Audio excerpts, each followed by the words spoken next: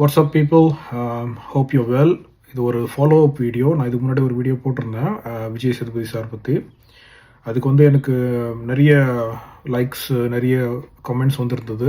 ரொம்ப பாசிட்டிவான கமெண்ட்ஸாகவே வந்திருந்தது. ஃபர்ஸ்ட் ஆஃப் ஆல் உங்கள் சப்போர்ட்டுக்கு ரொம்ப நன்றி.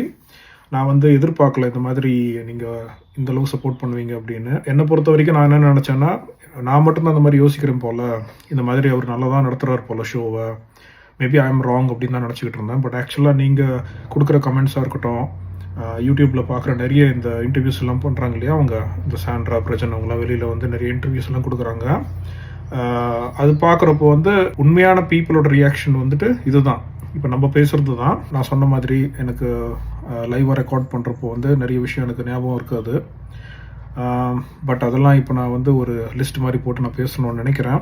ஏன்னா இதை பற்றி ரொம்ப பேசிக்கிட்டே இருந்தால் கூட அதுக்கு பெருசாக வேல்யூ இருக்காது. அதனால் வந்து நம்ம என்ன சொல்லணுமோ அது முழுசாக சொல்லிடணும். லாஸ்ட் டைம் வந்து ஒரு 30 மினிட்ஸ் கிட்ட நான் பேசியிருப்பேன். இந்த வாட்டி கொஞ்சம் ஷார்ட்டாக வச்சுக்கலாம் அப்படின்னு ஒரு ஐடியா.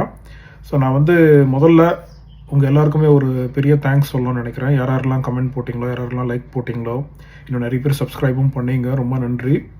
நான் ஏற்கனவே சொன்ன மாதிரி நான் வந்துட்டு இந்த லைக்ஸ்க்காக அதுக்காக நான் மெயினாக வீடியோ போடல. ஒருத்தவங்க வந்துட்டு கமெண்ட்டில் சொல்லியிருந்தாங்க, இந்த மாதிரி வீடியோ போட்டால் வந்து பிக் பாஸ் ஷோவில் எடுத்துப்பாங்க அப்படின்னு. அது எந்த அளவுக்கு பாசிபிள் எனக்கு தெரியல.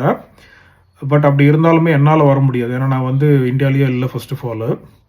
அப்படி இருக்கிறப்போ வந்து இந்த மாதிரி பண்ணுறனால அவங்க வந்து கூப்பிட்டு, அதாவது அவங்களே நம்ம அசிங்கப்படுத்திட்ட பிறகு திரும்ப அவங்க கூப்பிட்டு நமக்கு ஒரு சான்ஸ் கொடுக்குறதெல்லாம் நடக்கிறது கிடையாது. அட் த சேம் டைம் இந்த மாதிரி ஒரு ஷோவில் பார்ட்டிசிபேட் பண்ணோம் அப்படின்றது எல்லாருக்குமே இருக்கிற ஒரு விருப்பம் தான்.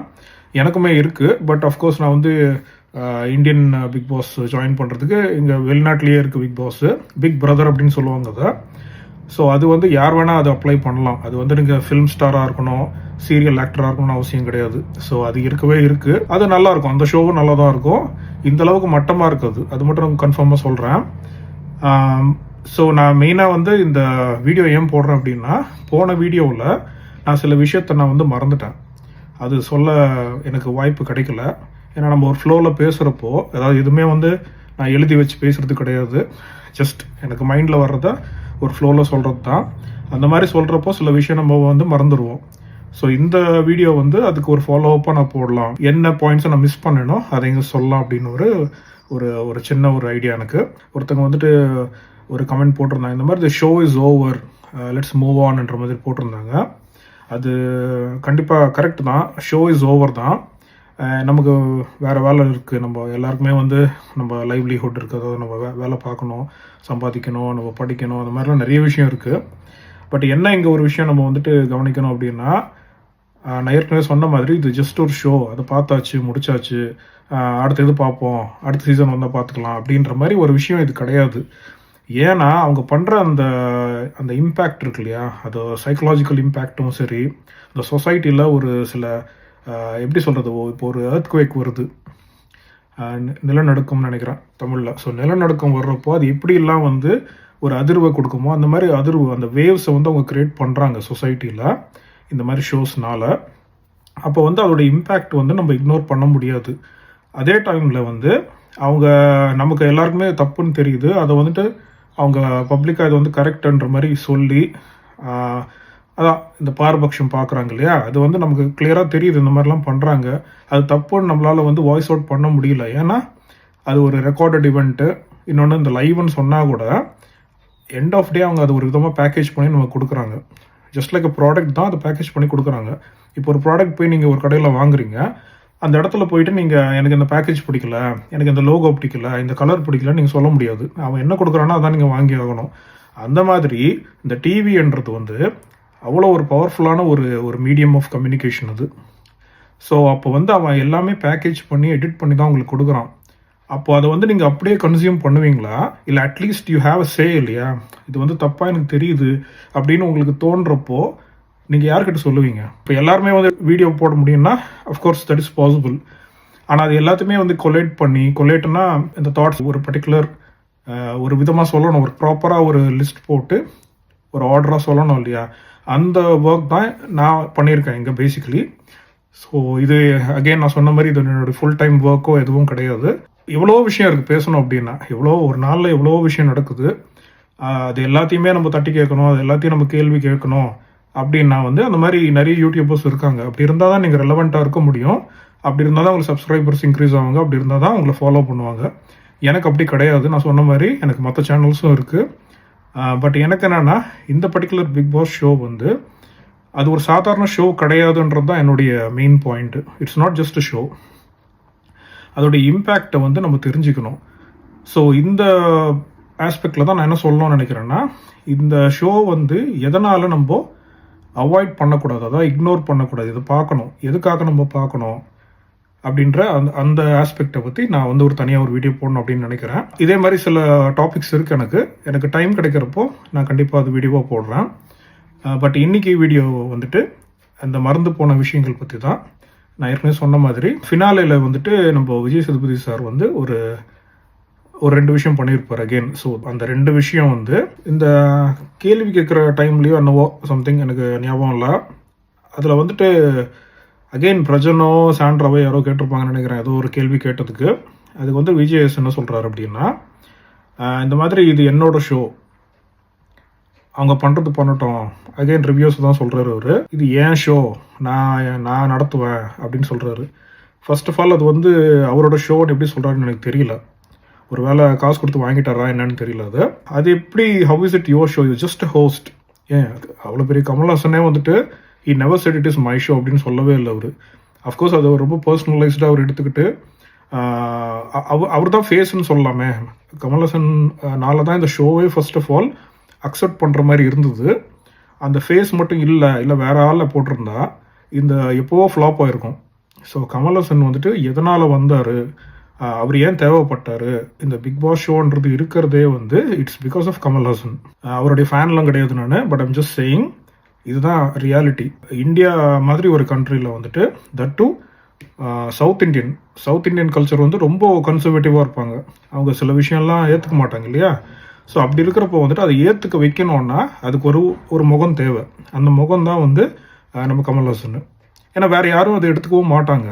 ப்ளஸ் அவருக்கு வந்துட்டு அரசியலில் வர்ற ஐடியா இருந்தனால இது ஒரு பெஸ்ட் பிளாட்ஃபார்மாக அவர் அமைச்சுக்கிட்டாரு. இதுதான் நடந்துச்சு. ஸோ அதனால தான் வந்து இந்த ஷோவே ரன் ஆகுது சீசன் ஆஃப்டர் சீசன். என்னதான் ஹோஸ்ட் மாறினாலும் பிக் பாஸ்ன்னு சொன்னாலே வந்து நம்ம கமல்ஹாசன் தான் நம்ம மைண்டுக்கு ஃபர்ஸ்ட் வருவாங்க. ஸோ அது ஒரு விஷயம். ஸோ இவர் எப்படி வந்து திஸ் இஸ் மை ஷோ அப்படின்னு சொல்கிறாருன்னு எனக்கு தெரியல. ஸோ அதுலேயே அவருடைய அந்த என்ன சொல்லலாம், அந்த ஆரகன்ஸ், அந்த அராஜகம் அது வந்து கிளியராக தெரியுது. அதாவது ஒரு சின்ன ஷோ தான் அது. அகெயின் என்னடா இப்போ தான் நான் சொன்னேன் இந்த மாதிரி இட்ஸ் நாட் ஜஸ்ட் ஷோ அப்படின்னு. நான் ஏன் திரும்ப ஜஸ்ட் ஷோ அப்படின்னு சொல்கிறேன்னா, ஒரு ஷோலேயே ஒரு ஆள் வந்து ஒரு ஹோஸ்ட், சரி ஒரு பெரிய நடிகன்னு வச்சுக்கோங்க, ஒரு ஹோஸ்ட்டாக வந்து உங்களுக்கு ஒரு பொசிஷன் கொடுத்தா வந்து நீங்கள் எந்த அளவுக்கு பேசுகிறீங்க, இந்த அளவுக்கு நீங்கள் ஒரு பவர் வந்து நீங்கள் இன்ஃப்ளூயன்ஸ் பண்ணுறீங்க மற்றவங்க மேலே அப்படின்றப்போ அது நேச்சுரலாக வந்து அவங்க எப்படிப்பட்ட ஆளுன்னு தெரியுது நமக்கு. நெக்ஸ்ட்டு இது வெறும் விஜய் சேதுபதி பற்றி மட்டுமே நான் பேசலை. விஜய் சேதுபதி மாதிரி யாரெல்லாம் இந்த பிளாட்ஃபார்ம், அது பிக் பாஸாக இருக்கலாம், ஒரு டிவி ஷோவாக இருக்கலாம், நீங்கள் ஹோஸ்டாக இருக்கணும்னு கூட அவசியம் இல்லை. நீங்கள் மக்களுக்கு தெரியுறீங்க, ஒரு டிவியில் மக்களுக்கு நீங்கள் தெரியுறீங்க, மக்கள்கிட்ட பேசுகிறீங்க அப்படின்னா நீங்கள் எந்தளவுக்கு இன்ஃப்ளூயன்ஸ் எக்ஸர்ட் பண்ணுறீங்க அவங்க அந்த பீப்புள் மேலேன்னு கிளியராக தெரியுது. அண்ட் இன்னொரு விஷயம் என்னென்னா, இது எல்லாமே வந்து எண்ட் ஆஃப் டே நீங்கள் அரசியலில் தான் கொண்டு வர போகிறீங்க. விஜய் சேதுபதியுமே வந்து இப்போ நாளைக்கு அவர் அரசியலில் வரப்போகிறார் அப்படின்னு சொன்னால் வந்து அது பெரிய ஷாக்காக இருக்காது. ஏன்னா வந்து அவர் பண்ணுறது எல்லாமே அந்த மக்கள் செல்வன் அந்த பேரும் சரி எல்லாமே வந்து எண்ட் ஆஃப் டே அவர் ஒரு விஷயத்துக்கு தயார்படுத்துது. அது நமக்கு இப்போ தெரியாது, பட் ஃப்யூச்சரில் நீங்களே பார்ப்பீங்க. அவர் வர்றப்போ வந்து அவர் என்னவா இருப்பாருன்றது நமக்கு ஒரு ஐடியா இருக்கும். ஸோ இவர் இந்த மாதிரி பேசுகிறாரா அப்படின்னு. ஸோ அப்போ வந்து இது ஜஸ்ட் ஒரு பேச்சு மட்டுமே கிடையாது. அந்த பர்சனுடைய அந்த எண்ணமாக இருக்கட்டும், அந்த அவர் எந்த மாதிரி யோசிக்கிறாரு, அவர் கையில் பவர் கொடுத்தா என்ன பண்ணுவார். ஸோ ஒரு ஷோலையே நீங்கள் இப்படி பேசுகிறீங்க அப்படின்னா, ஒரு ஷோலையே நீங்கள் இந்த மாதிரி விஷயம்லாம் பண்ணுறீங்க அப்படின்னா நீங்கள் சொல்கிறது தான் கரெக்ட் அப்படின்னு. அப்போது உங்களுக்கு ஆட்சி கொடுத்தா நீங்கள் என்ன பண்ணுவீங்க? நீங்கள் வந்து பாலிடிக்ஸுக்கு வந்தீங்கன்னா உங்ககிட்ட ஒரு பெரிய பொறுப்பு கொடுத்தா நீங்கள் என்ன பண்ணுவீங்க? ஸோ அது வந்து ரொம்ப யோசிக்க வேண்டிய ஒரு விஷயம் தான் அது. அப்புறம் வந்து இவர் அப்பப்போ போயிட்டு வந்துடுறாரு அப்படின்னு சொன்னேன் இல்லையா, ஒரு சிறை இடைவேளையா என்னவோ சொல்லுவாங்க, ஒரு சிறு இடைவேளை. ஸோ பேசிக்கலி பிரேக்குக்கு போயிட்டு வரேன்ற மாதிரி ஏதோ சொல்கிறாரு. அப்படி சொல்கிறப்போ வந்து அவர் போயிட்டு வராரு, எதுக்கு போகிறாரு என்ன நமக்கு தெரியல அப்படின்னு சொன்னேன் இல்லையா. அது ஆக்சுவலாக வந்து நான் சொன்னது வந்து அவர் கலாய்க்கிறதுக்காக தான் சொன்னேன். அவர் ஆக்சுவலாக எதுக்கு போயிட்டு வர்றாரு அப்படின்னா, மோஸ்ட்லி எதுக்கு போவாங்க அப்படின்னா, அது ஒரு ஆட் பிரேக் இருக்கும். அந்த டைமில் வந்து ஆட் போடணும். அப்படி இல்லைடானா அவங்களுக்கு ஒரு பிரேக் எடுத்தாகணும். அவங்களுக்கு இவ்வளோ குறிப்பிட்ட டைம் தான் கொடுப்பாங்க. அதனால தான் அவர் வந்து ரொம்ப டென்ஷனாக பேசிகிட்டு இருப்பார். சீக்கிரமாக சொல்லுங்கள் அப்படின்னு. ஸோ கமலஹாசன் டைமில் வந்து அது நமக்கு தெரியல. ஏன்னா அவர் ரொம்ப அவருடைய லெவலுக்கு அவர் ப்ராப்பராக ஹேண்டில் பண்ணியிருப்பார். எந்த ஒரு இடத்துலையுமே எனக்கு டைம் ஆகுதுன்னு சொன்னதே கிடையாது கமலஹாசன். ஸோ அவர் வேற. ஸோ இவர் பார்த்தீங்கன்னா விஜய் சேதுபதி எடுத்த உடனே ஒரு ஒரு இவ்வளோ பெரிய ஒரு பொறுப்பு கொடுத்துருக்காங்க அவருக்கு. அதை நல்லாவும் ஹோஸ்ட் பண்ணிட்டார். ஃபஸ்ட்டு அதை போன சீசன் நல்லா தான் ஹோஸ்ட் பண்ணார். அஃப்கோர்ஸ் சில விஷயம் நல்லா இல்லை. பட் இந்த வாட்டி தான் ரொம்ப வேர்ஸ்ட்டாக போயிடுச்சு. அதாவது அந்த ஆள் இந்த ஆள் அப்படி அது என்னன்னு புரியல. அந்த மாதிரி பேசலாமா? ஒருத்தரை வந்து வயசுக்காவது மரியாதை கொடுக்கணும் இல்லையா? சரிங்க, என்னதான் நீங்கள் வந்துட்டு ஒரு பெரிய ஆளாக இருக்கலாம். நீங்கள் மேபி உங்களுக்கு ஒரு 50 வயசு இருக்கலாம், 60 வயசு இருக்கலாம். இன்னொருத்தரில் பார்த்து வாடா போடா அப்படின்னு சொன்னால் நல்லா இருக்குமா?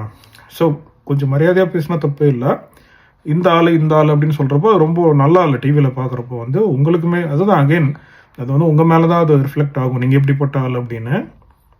ஸோ இவர் ஏன் போயிட்டு வராரு அப்படின்னா, அது வந்துட்டு இப்போது அவர் வந்து ஒரு டிவியில் இருக்கார் இல்லையா? இட்ஸ் ஜஸ்ட் லைக் இதுதான் ஒரு டிவி சீரியல் மாதிரி, இல்லைன்னா ஒரு மூவி மாதிரி தான். அவர் போகிறப்போ வந்து அவருக்கு அந்த மேக்கப்லாம் செக் பண்ணுவாங்க. அந்த காஸ்டியூம்லேருந்து எல்லாமே செக் பண்ணுவாங்க. ஓகே, எல்லாம் கரெக்டாக இருக்கா, ப்ரெசென்டபுளாக இருக்கா. ஸோ பேசிக்கலி நீங்கள் இப்போ ஒரு நியூஸ் படிக்கிறீங்க. நியூஸ் படிக்கிறப்போ அவங்க எப்படி இருப்பாங்க, அந்த மாதிரி தான் எல்லாம் ப்ராப்பராக போட்டுக்கிட்டு இருக்கோமா, முடி எதாவது கலைஞ்சிருக்கா, ஏதாவது டச்சப் பண்ணணுமா, அந்த மாதிரி திங்ஸ் பண்ணுவாங்க. பட் அதை விட முக்கியமாக அவர் ஏன் போயிட்டு வர்றாரு அப்படின்னு பார்த்தீங்கன்னா, அவர் இப்போ பேசுகிறார் இல்லையா? அது பேசிட்டு போன பிறகு இது இந்த மாதிரி சொல்லிட்டீங்க, இது கொஞ்சம் மாற்றி சொல்லுங்கள், இல்லைனா இதுக்கு ஏதாவது கொஞ்சம் அதான் basically damage control. So damage கண்ட்ரோல்னா என்னென்னா, ஒரு தப்பு நடந்துடுச்சு, இல்லைனா ஏதோ ஒரு வார்த்தையை விட்டார், அந்த வார்த்தையை சரி பண்ணுறதுக்காக பண்ணுற ஒரு விஷயந்தான். ஸோ என்னதான் நான் ஏற்கனவே சொன்ன மாதிரி அவர் போய் அங்கே பேசுகிறப்போ அவர் சம்டைம்ஸ் ஏதாவது கொஞ்சம் ஓவராக பேசிடுறாரு, ஒரு மாதிரி பண்ணிடுறாருன்னு வச்சுங்களேன்.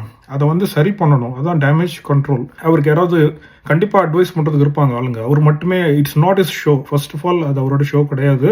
அவர் என்ன நினச்சா அது பண்ணலாம், அதெல்லாம் ஒன்றுமே கிடையாது. அப்படிலாம் கிடையாது.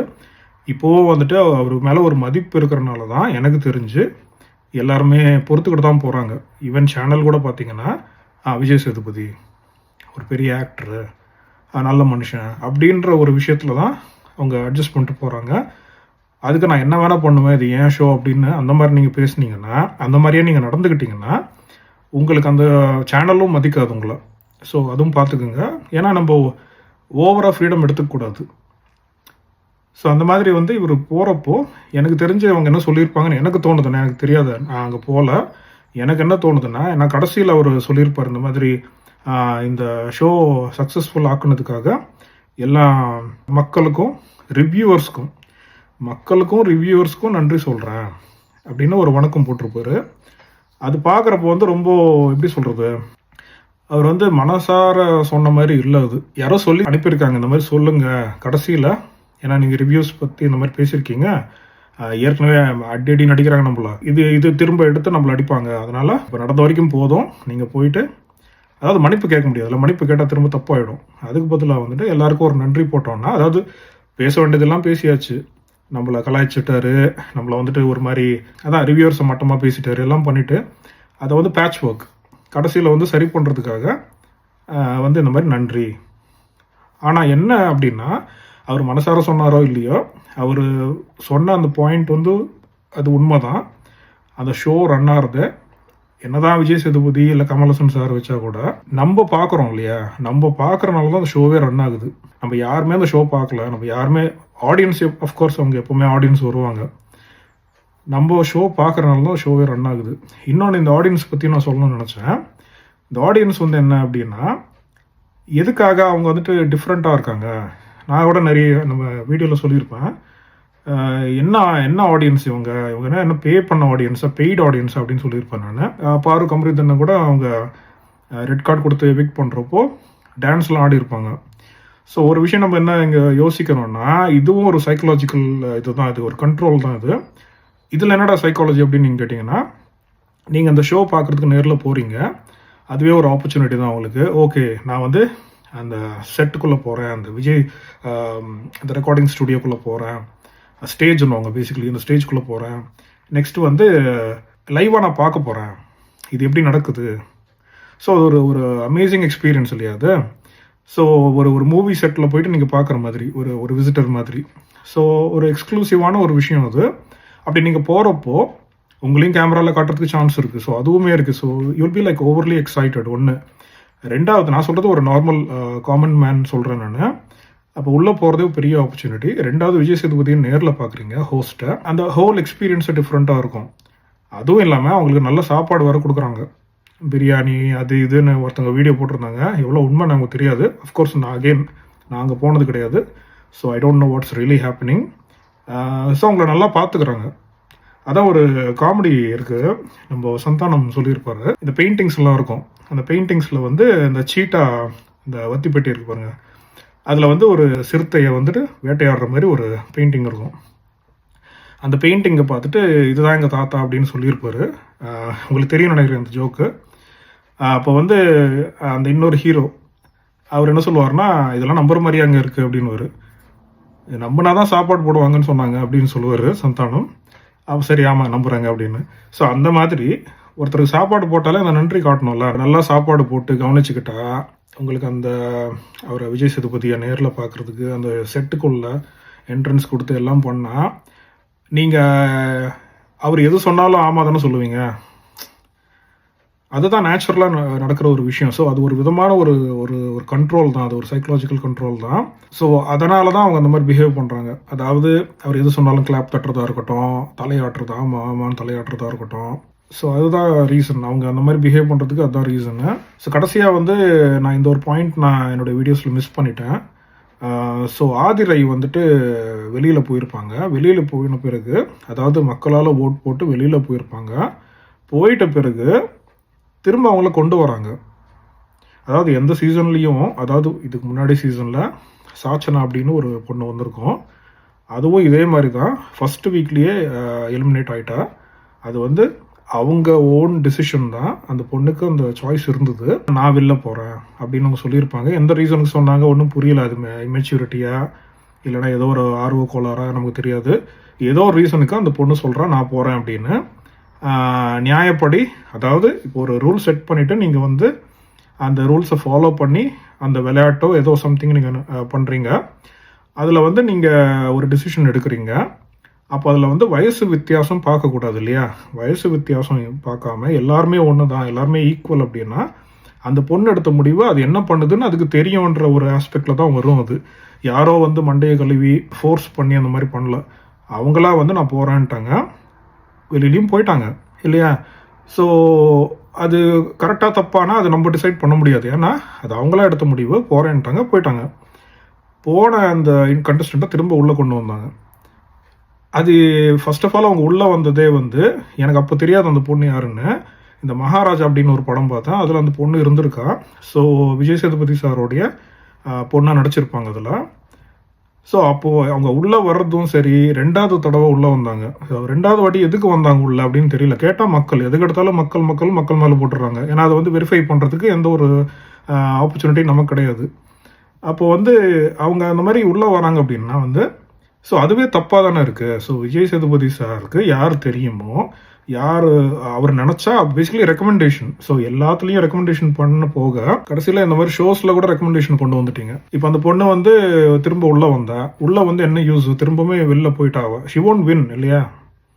சரி, what ever be the intention, அவங்க வந்துட்டு கஷ்டப்படுற ஃபேமிலி, அவங்க வந்து ஏர்ன் பண்ணணும், நீங்கள் ஏதோ ஹெல்ப் பண்ணணும்னு நினைக்கிறீங்க, அது நீங்கள் பர்சனலாக பண்ணிக்கோங்க. உங்களோட இன்ஃப்ளூயன்ஸ் பேசிக்கலி நீங்கள் வந்து உங்களோட இன்ஃப்ளூயன்ஸை யூஸ் பண்ணி அந்த பொண்ணு, அந்த கண்டஸ்டன்ட், வெளியில் போன கண்டஸ்டண்ட்டை உள்ளே கொண்டு வந்திருக்கீங்க. அதே மாதிரி பிரவீன் காந்தி சாரை கொண்டு வந்திருக்கலாமே உள்ள, அவரையும் கொண்டு வரல. அவர் எப்படி வெளில போனார்? ஏதாவது நியாயமாக இருந்தது அவர் வெளில போனதுக்கு? அவருக்கு அந்த சான்ஸே நீங்கள் கொடுக்கல அவர் ப்ரூவ் பண்ணிக்கிறதுக்கு. ஸோ அவருக்கு பதிலாக ஆதிரை வந்திருந்தாங்க. அதுதான் வந்து ரொம்ப என்னடா நடக்குதுன்ற மாதிரி தான் இருந்தது. ரொம்ப தப்பாக இருந்தது. அகைன் இது வந்துட்டு ஆண் பெண், வயசானவங்க, சின்னவங்க, அதெல்லாம் கிடையாது. நியாயம்னா ஒரே நியாயம் தானே. இப்போ அவங்க போனோன்னு டிசைட் பண்ணிட்டாங்க, அவங்க போயிட்டாங்க, திரும்ப அவங்களையும் கொண்டு வந்தீங்க தெரியல. அதே மாதிரி ஆதிரை வந்து நாங்கள் ஓட் போட்டு தான் வெளில போனாங்க, திரும்ப அவங்கள கொண்டு வந்தீங்க. எதுக்காக? அதுக்கே நீங்கள் ஓட்டிங்கே வச்சுருக்கலாம் பேசாமல் அதுக்கு. அப்படி ஏதாவது ஓட்டிங் இருந்தால் எனக்கு தெரியாது. ஏன்னா எனக்கு ஹாட்ஸ்டார் ஆப் வந்துட்டு இங்கே அலௌட் கிடையாது வெளிநாட்டிலலாம். ஸோ எனக்கு தெரியல அது எப்படி அவங்க டிசைட் பண்ணி ஆதரவை கொண்டு வந்தாங்கன்னு. அவங்களுமே அகெயின் ஷீ டிடன்ட் வின் இல்லையா, அந்த டாப் 5ல கூட வரல, திரும்ப வெளில போயிட்டாங்க. ஸோ எதுக்கு இந்த மாதிரி திரும்ப அவங்களே கொண்டு வந்து வேஸ்ட் பண்ணுறீங்கன்னு எனக்கு புரியல. அதே மாதிரி நந்தினி வெளியில் போயிருந்தாங்க இல்லையா, what ever reason, again I don't want to get into that. அவங்க வெளியில் போனதுக்கு அந்த பொசிஷன் வேறு யாருக்கா கொடுத்துருக்கலாம். வெளியிலேருந்து இந்த வைல்ட் கார்டு கண்டஸ்டன்ஸ் வர்றதுக்கு முன்னாடி அவங்க போன அந்த கேப்பை யாராவது ஃபில் பண்ணியிருக்கலாம். போனால் போதும் அப்படின்ற மாதிரி தான் இருக்குது. அப்பா எல்லாருமே எனக்கு மன உளைச்சலாக இருக்குது, நான் போயிடுறேன் அப்படின்னா ஷோ இழுத்து மூடிடுவீங்களா? இல்லை, இது விஜய் சேதுபதி பார்த்து நான் கேட்கல, இது விஜய் டிவி ஜியோ ஹாட்ஸ்டார் பார்த்து தான் கேட்குறான். ஒருத்தன் நான் போகிறேன் அப்படி வெளியில் அப்படின்றான். நிறுத்தவே இல்லையா நீங்கள்? நந்தினி நான் போகிறேன்னு இதுக்கு முன்னாடி சீசன்லாம் லாஸ்ட்லையா இன்னும் நிறைய பேர் நான் போகிறேன்னு எவ்வளவோ கெஞ்சினாங்க, அவங்களெல்லாம் விடவே இல்லையா நீங்கள்? ஏன் இந்த பாரபட்சம்னு எனக்கு புரியல. அதே மாதிரி நம்ம பிரஜன் அண்ட் சாண்ட்ரா கூட பார்த்தீங்கன்னா, எனக்கு முன்னாடி தெரியாது பிரஜன் நம்ம விஜய் சேதுபதியோட ஃப்ரெண்டு மச்சான் அப்படின்லாம் எனக்கு தெரியாது. ப்ளஸ் அவங்க ஒய்ஃபுமே பழக்கம் போல். ஸோ எவ்வளோ வருஷமாக அவங்க ஃப்ரெண்ட்ஸ் நமக்கு தெரியாது, எந்தளவுக்கு திக் ஃப்ரெண்ட்ஸ் நமக்கு தெரியாது. அதாவது இவங்க எப்படி ஒரு தப்பை இவ்வளோ பகிரங்கமாக, அதாவது ரொம்ப டெலிபரேட்டாக பண்ணுறாங்கன்னு எனக்கு புரியல. அதாவது இது ஒருத்தர் நமக்கு தெரியும் அப்படின்னு சொன்னாலே சில கம்பெனிலாம் எடுக்க மாட்டாங்க. அதாவது எங்கள் ரிலேஷன் இங்கே ஒர்க் பண்ணுறாங்க அப்படின்னா இந்த ரெஃபரல் ஸ்கீம்லேயே கூட பார்த்தீங்கன்னா சில பேர் எடுக்க மாட்டாங்க. அதாவது கான்ஃப்ளிக்ட் ஆஃப் இன்ட்ரெஸ்ட் அப்படின்னு சொல்லுவாங்க. கான்ஃப்ளிக்ட் ஆஃப் இன்ட்ரெஸ்ட்னு நான் ஏற்கனவே என்னுடைய பழைய வீடியோவில் ஒரு இதில் சொல்லியிருப்பேன்.